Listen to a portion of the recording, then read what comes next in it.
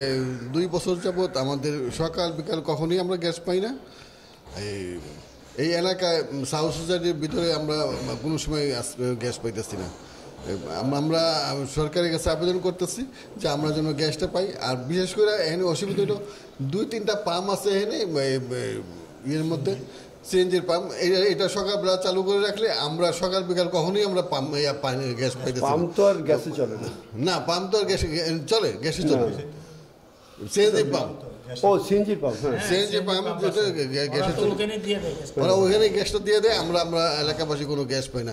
আমরা খুব অসুবিধার মধ্যে আছি 2 বছর যাবৎ। আমরা এই এলাকায় কোনো গ্যাস নেই।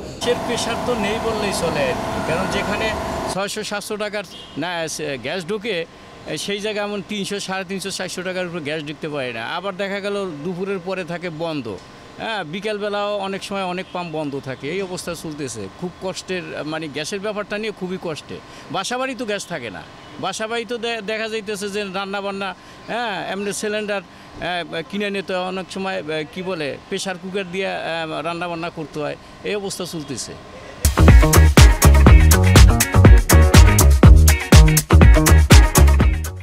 রীতিমতো গ্যাস পাই না, সকালে থাকেই না, সকালে একদমই থাকে না, একদম রাত 9:30 10টা। কালকে আমি 11টা পর্যন্ত দেখছি গ্যাস ছিল না।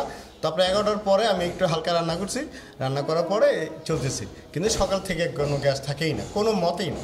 তাই এতে আমরা অনেক অসুবিধাই আছি আর কি। 3টার পর থেকে মনে হয় 1-2 ঘন্টা থাকে, এরপর আবার সকালকে থেকে সারাদিন গ্যাস থাকে। এখন তো মনে হয় 1 সপ্তাহ বেশি, মাসের উপরে আর কি গ্যাস থাকে না, একবারই একদমই থাকে না। 3টা বাজে আসে, 1-2 ঘন্টা থাকে, তারপর আবার সারাদিন থাকে না। আমাদের গ্যাসের লাইন আছে এই বিল্ডিংয়ে প্রত্যেকটা ফ্ল্যাটেই, কিন্তু আমরা আজকে 2 বছর যাবতই গ্যাসের লাইনে কোনো গ্যাস পাচ্ছি না, সিলিন্ডার দিয়েই চলতেছে। এখন আরও কমতেছে, গ্যাস একদমই নেই, এখন একদমই নেই।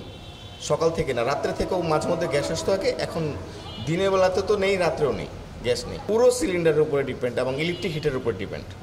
বাসায় 3 ধরনের সিস্টেম করা, ইলেকট্রিক, গ্যাস তো নেই, লাইন আছে, কিন্তু সিলিন্ডারের উপর নির্ভর করা, আমাদের পুরো।